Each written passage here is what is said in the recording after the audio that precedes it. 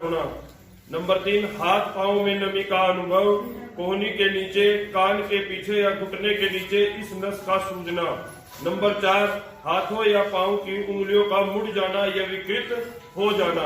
तो ये 4 जो लक्षण बताए ये सिंपल है। देखो हम मान के चलते अगर स्किन आंख बंद करके पता टच करेगा कोई तो पता लग जाए कहाँ लगे।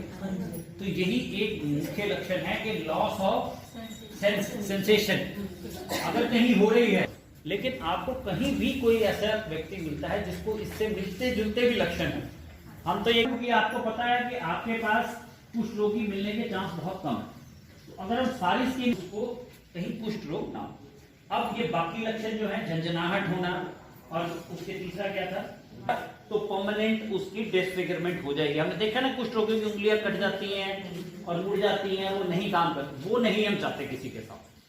जिस चीज का इलाज संभव हो उससे कोई डिसेबिलिटी हो जाए अंदर में, तो उसका कितने दिन से इलाज चल रहा है? कंप्लीट हो गया ना। तो मैं यही कह रहा हूँ, इलाज चाहे हमें 18 महीने चलाना पड़े बट मरीज ठीक हो जाता है। और इसलिए हमें ध्यान रखना है कि हम जल्दी डिटेक्ट करके जल्दी ट्रीटमेंट करने एरिया में मरीज होते हुए भी उसका टाइमली इलाज नहीं किया।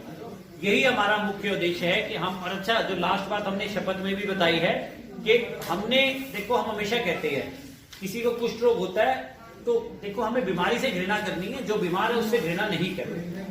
तो इस तरह की कोई सोशल डिस्क्रिमिनेशन नहीं होनी चाहिए कुष्ठ रोगियों के प्रति। ऑल्दो बीमारी फैल सकती है बट अगर उसका हम टाइमली इलाज कर देंगे तो ऑब्वियसली उसकी जो फैलाने का पोटेंशियल है वो भी हम बहुत जल्दी खत्म कर देंगे।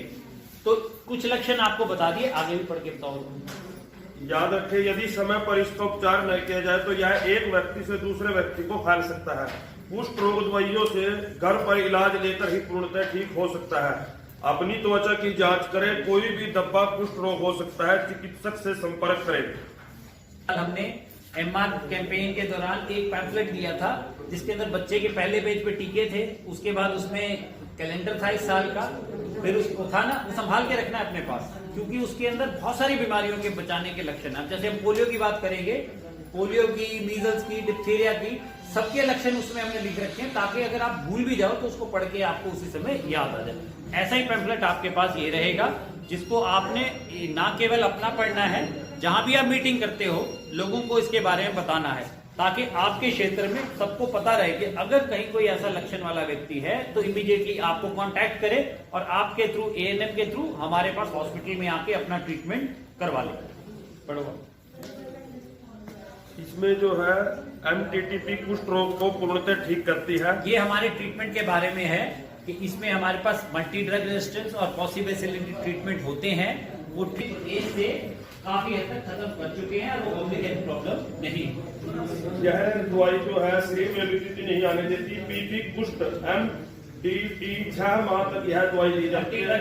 मल्टी जो होती है एक पॉसिबिलिटी, एमबी कुष्ठ एमटीटी 12 माह तक यह दवाई दी जाती है।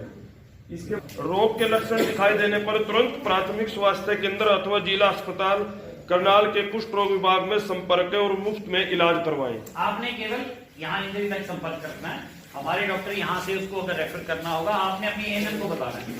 एएनएम के पास लाइन लिस्टिंग होगी, वो इमीडिएटली उसको लेके आएगी और उसको हम आगे एग्जामिन करके अकॉर्डिंगली ट्रीटमेंट उसका सेटअप उसका शुरू कर देंगे अगर हमें उसके लक्षणों और उसके टेस्ट के आधार पर कुष्ठ रोग लगता है। ठीक है, इसके अलावा इनके पास और क्या कुष्ठ रोग से संबंधित ये पैम्फलेट भी है ना, आपको ये कलर्ड पैम्फलेट भी मिलेगा है इसी प्रोग्राम की, इसके बाद बात करेंगे।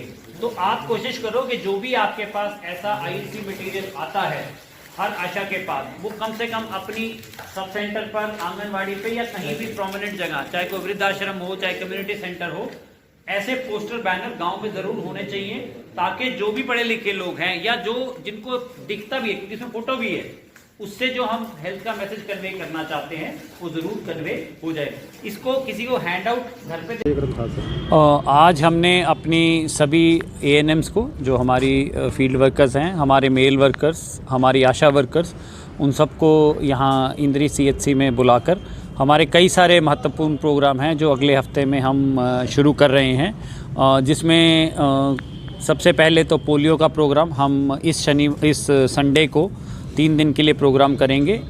पिछली 1 साल से लगभग हम 3 दिन का प्रोग्राम नहीं कर रहे पोलियो का कोविड की वजह से, परंतु अब हम 3 दिन का प्रोग्राम जिसमें सभी 5 साल से छोटे बच्चों को हम पोलियो की बूंदें पिलाएंगे। एक तो उस प्रोग्राम के बारे में आज हमने चर्चा की, इनको ट्रेनिंग दी। उसके अलावा आज जैसे हम सबको पता है कि महात्मा गांधी जी की आज डेथ एनिवर्सरी है, जिसको हम देश भर में कुष्ठ निवारण दिवस के रूप में मनाते हैं।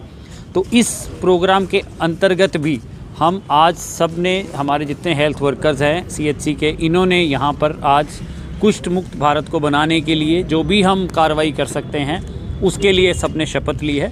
इसके बाद सभी ग्राम पंचायतों में भी ये शपथ ली जाएगी कि हम कुष्ठ रोग को मिटाने के हर जो प्रयास सरकार ने इतने सारे प्रोग्राम चला रखे हैं उसके अंदर हम पूरी तरह अपनी भागीदारी देंगे। इन दोनों प्रोग्राम के अलावा हमारा एक एल्बेंडाजोल का प्रोग्राम है जो अगले महीने में 22 तारीख से शुरू होगा। उसके बारे में हमने सभी अपनी आशा वर्कर्स और ANMs को बताया। और लास्ट में हमारा एक TB मुक्त भारत का कार्यक्रम चल रहा है, जिसके अंदर हम एक्टिव केस फाइंडिंग का कार्यक्रम कर रहे हैं। हम घर घर जाकर उन लोगों को जिनको 1 हफ्ते 2 हफ्ते की खांसी हो या बुखार हो, शाम को जैसे TB के जो लक्षण हैं, वज़न कम होना, बुखार होना, इन सब लक्षणों से जितने भी ग्रस्त लोग हैं उनको हम मोटिवेट करके उनके वहाँ से फील्ड से ही स्पूटम सैंपल उठाकर यहाँ टेस्ट के लिए लाते हैं, ताकि हमारे एरिया में कोई भी ऐसा व्यक्ति ना बचे जिसको कोई TB के लक्षण हो और उसको हम वो टेस्ट ना हुआ हो। मैं आपके माध्यम से ये सबको दोबारा बताना चाहूँगा कि चाहे TB हो, चाहे लेप्रेसी की हम बात कर रहे हैं, सरकार की तरफ से इन सभी रोगों का पूर्णतः मुफ्त इलाज मिलता है। TB का तो इलाज के अलावा मरीज़ को जब तक उसका इलाज चलता है उसको प्रति माह 500 रुपये सरकार की तरफ से दिए जाते हैं। TB का कोई भी अगर केस हमें पॉजिटिव केस बताता है, हमारी आशा वर्कर बताती है, तो उसको 500 रुपये नोटिफिकेशन के मिलते हैं। अगर कोई पब्लिक का व्यक्ति भी बताता है कि जी ये TB का पॉजिटिव केस, वो डिटेक्ट करने में हमारी मदद करता है, तो उसको भी 500 रुपये सरकार की तरफ से मिलते हैं। TB के जीवाणु कैसे फैलते हैं? TB के जीवाणु जैसे हम खांसी करते हैं, क्योंकि ये बलगम से फैलते हैं ज़्यादातर। वैसे TB ऐसी बीमारी है जो शरीर के लगभग सभी अंगों में हो सकती है। ज़्यादा खतरनाक हम उस TB को मानते हैं जो एक से दूसरे व्यक्ति को फैलती है, जो बलगम के थ्रू फैलती है। हमारे जो कफ एटिकेट्स हैं कि मतलब हमें खांसते हुए मुंह ढक के रखना है या इधर उधर बलगम नहीं फेंकनी, ये बहुत इम्पॉर्टेंट है कि हम इन चीज़ों को फॉलो करें ताकि, और दूसरा टेस्ट जल्दी कराएं। अगर किसी को हफ्ते 1.5 हफ्ते की बलगम हो गई है तो ज़रूरी है कि वो TB का नियरेस्ट अपने सरकारी सेंटर पर बलगम की जांच करवा कर, अगर TB के लक्षण या TB के कीटाणु मिलते हैं तो तुरंत उसका इलाज करवाएं। TB बिल्कुल ट्रीटेबल डिजीज़ है, परंतु सिर्फ प्रॉब्लम ये होती है कि कुछ लोग उसकी डिले कर देते हैं इनिशिएशन में, और कुछ लोग जब थोड़ा सा जैसे ही दवाई शुरू होगी वो कम से कम 15-20 दिन महीने में उनके काफ़ी लक्षणों में आराम आता है। और अगर ऐसा मरीज़ लक्षण ठीक होने पर पूरी दवाई 6 महीने की नहीं कंटिन्यू करता तो उसको मल्टी ड्रग रेजिस्टेंट TB होने का खतरा होता है। तो सभी से मेरा आग्रह है कि अपना जल्दी से जल्दी, अगर किसी आस पड़ोस में कोई भी है ऐसा व्यक्ति, उसको टेस्ट के लिए आप यहाँ भेजें, और जिसका इलाज शुरू होता है वो अपना इलाज अवश्य पूर्ण करें। अच्छा, कुष्ठ रोगी भी हैं अपने एरिया में? हमारे एरिया में एट प्रेजेंट कोई एक्टिव कुष्ठ रोगी नहीं है। कुष्ठ रोग हमारे हरियाणा प्रदेश में पब्लिक हेल्थ प्रॉब्लम नहीं रहा। मतलब ये कि जब हमारे पास हर 10,000 की आबादी पर एक भी केस नहीं रहता तो हम उसको पब्लिक हेल्थ प्रॉब्लम नहीं मानते। परंतु अगर पब्लिक हेल्थ प्रॉब्लम नहीं भी है तो भी हम अपने एरिया में एक्टिव केस फाइंडिंग के लिए स्पर्श प्रोग्राम महात्मा गांधी जी की जो डेथ एनिवर्सरी है उस दिन से शुरू अवश्य करते हैं। अगर कोई माइग्रेंट लेबर हमारे पास आता है, हमारे को चाहे भट्टों पर आए, चाहे हमारे ये दुकानों में कोई काम करने आए, हमें पता है कि बहुत सारे लोग दूसरे प्रदेशों से आते हैं, तो इन सब में भी हम इसके क्या कहते हैं लेप्रेसी के लक्षणों का जांच करते हैं। हमने आशा को अपनी सबको ट्रेन कर दिया है।